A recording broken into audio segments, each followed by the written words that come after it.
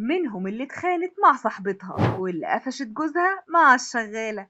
فنانات اتطلقوا بسبب الخيانة.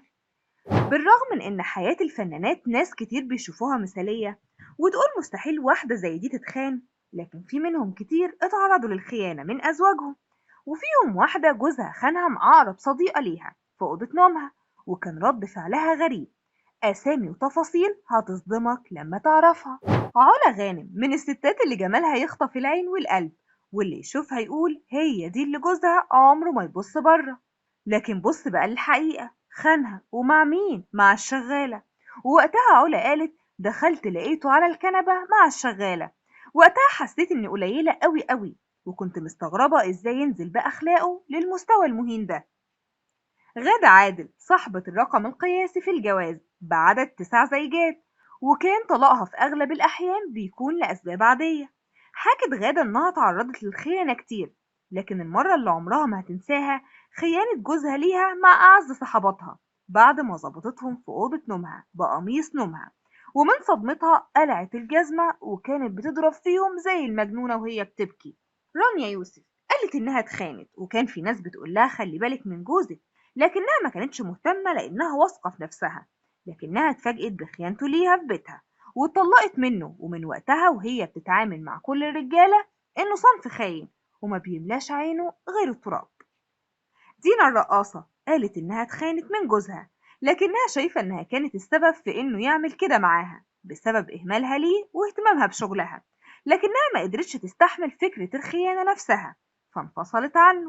نجلاء بدر قالت إنها أكتر واحدة تعرضت للخيانة لدرجة إنها ممكن تعمل كتاب عنه، لكن أصعب حاجة ممكن تكون حصلت لها لما جوزها خانها في بيتها.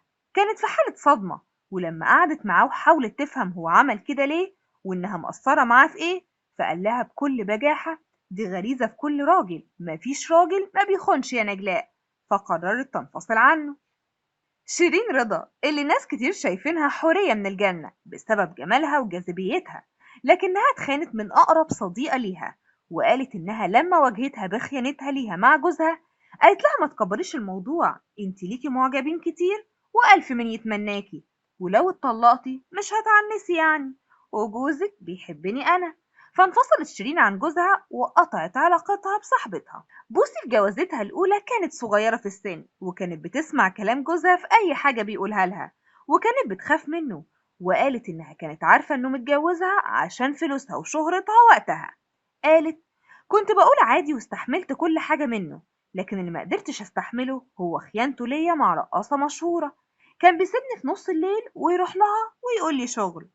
وقالت بوسي إنها لما اكتشفت العلاقة بينهم ورغم إنها كانت بتخاف منه، لكنها محستش بنفسها غير وهي بتضربها وبتضربه. وبعد فترة من المشاكل بسبب اللي حصل انفصلوا عن بعض.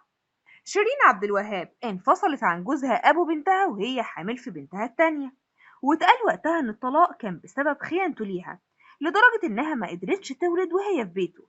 لكنها بعد كده رجعت له بعد ما ناس كتير اتوسطت بينهم، وبعد فترة مش كبيرة من رجوعها ليه لقت صور على تليفونه مع واحدة تانية، فانفصلوا عن بعض بلا رجعة.